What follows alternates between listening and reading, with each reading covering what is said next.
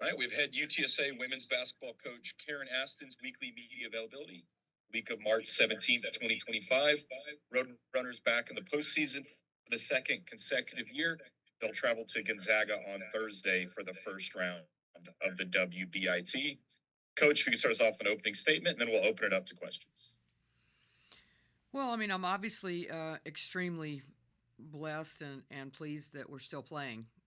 There are a lot of teams that aren't. The fact that we were able to take another step this year and elevate the tournament that we're playing in, I think is a huge accomplishment for this program in a short period of time. So, just thankful. I mean, I could say a lot of things about people. I mean, disappointment and all of those things of not making the tournament, but at the end of the day, you wake up and you're grateful for what you have and to still be playing.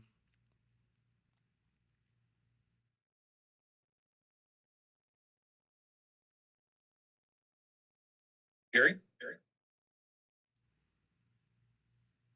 Yeah, good morning, Coach. Just want to see if you could tell us, talk about your feelings in regard to, going out on the road, going up to Gonzaga. You were 17-1, and you won your regular season championship, but you're on the road to the state of Washington. How do you feel about your slotting into this tournament?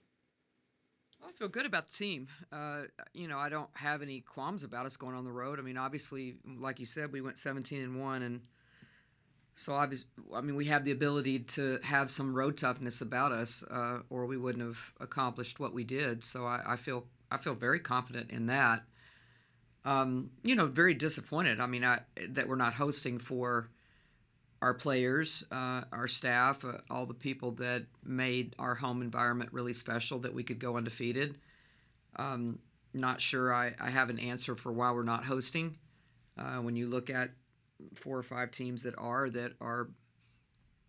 we have a better net then, and we won our league. But again, as I told our players, everything doesn't always end up the way that you expect it to or want it to, and you have to respond to that, and that's a life lesson and a life skill that comes in pretty handy along your way. Greg? Coach, did you guys end up doing any kind of a viewing event for the selection yesterday, or how did you guys handle this process through Sunday? Yeah, it's a great question, Greg. A lot of teams wouldn't necessarily get together if they weren't anticipating a bid, and I could probably have projected that we not get an NCAA bid after losing in the first round of the tournament, unfortunately. And just a lot of other teams lost too, so I think there were a lot on the bubble. There were 5 to 6 teams that won their league and were ousted just like we were in their tournament. So it got down to some net answers and those things. But I thought it was a very, very important teaching moment for our team. It's amazing, but there were several players when I asked to have a raise of hands that had not experienced or even knew what a selection show was. So I think when you start talking about that, I mean, there's a lot of education that needs to happen within our program just to understand, like, what is that moment all about, and why are we doing what we're doing? And if you don't understand that, then how can you necessarily hone in on it all year long if you're not even sure what's going on? So I thought it was a very big and important moment for us to get together as a group. First of all, just acknowledge that we had a fantastic year and be happy about that and be appreciative of it, but also, remember the moment, and look at what's going on and look at all the excitement that other teams have. And, let's try to capture that and continue to understand that's the motivation for why we do what we do. How do you try to regroup from the emotions of last week or even a day like yesterday to be ready to play at a high level come Thursday? I mean, it's you have to dig into your competitive juices a little bit, and I think that for our program, I mean, every single step that we take, I mean, we got a postseason win last year, and This is a very, very competitive tournament. There are multiple teams that should have played in the NCAA that are in this tournament. So, there's a ton that we're playing for. I mean, we have a ton of. We're graduating 2 players. So, what are the rest of them learning in this experience of what it feels like to continue to be playing in March? Like I told them, some people were done 2 weeks ago, and on the beach somewhere. And for us to understand what it feels like to continue to grind and prepare and take care of your bodies and stay in the gym, like all of those are learning experiences for young players. And again, if you've got 6 or 7 or 5 or 6 or whatever it was we had that hadn't ever experienced even what the selection show was, then there's a lot of learning still ahead for our group. Jerry? Coach, do you have you seen much of Gonzaga? Have you had a chance to roll the tape on the Bulldogs? Yeah. I mean, we spent, obviously, as soon as we got in the film room, pretty immediately, and I'll dive into it a lot more today.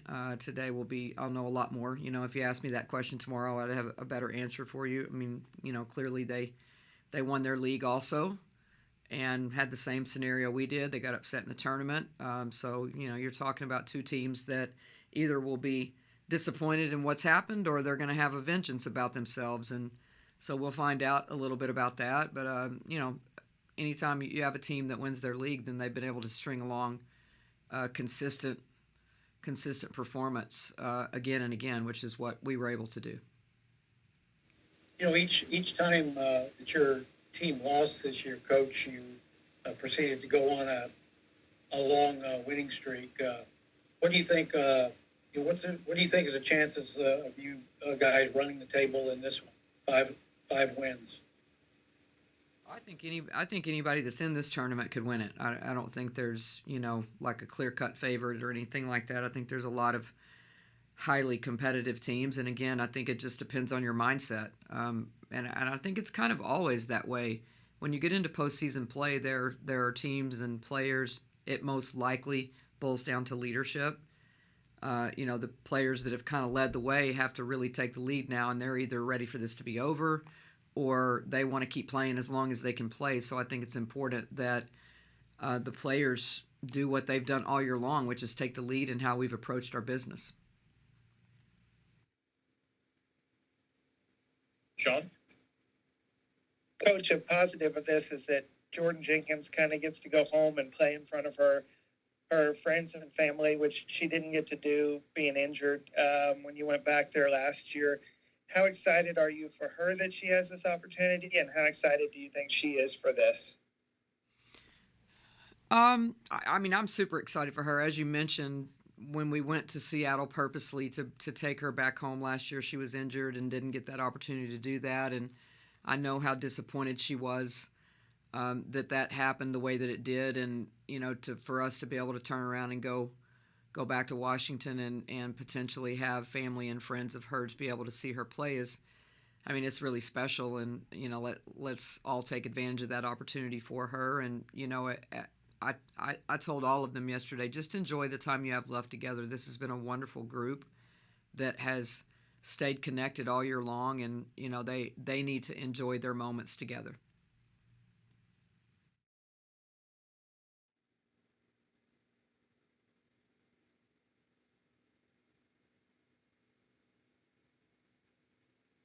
If there's nothing else, Jerry, you can go ahead and go.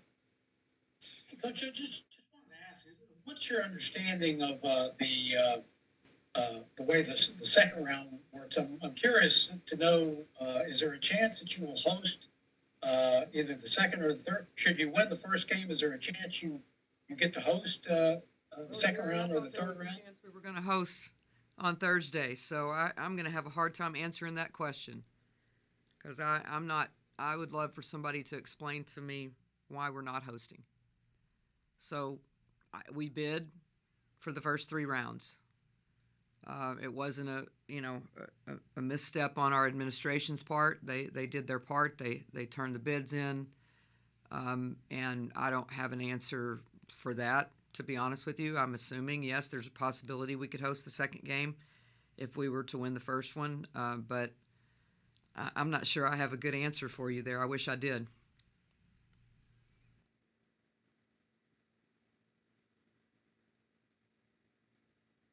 Thanks, everybody. Thank you all.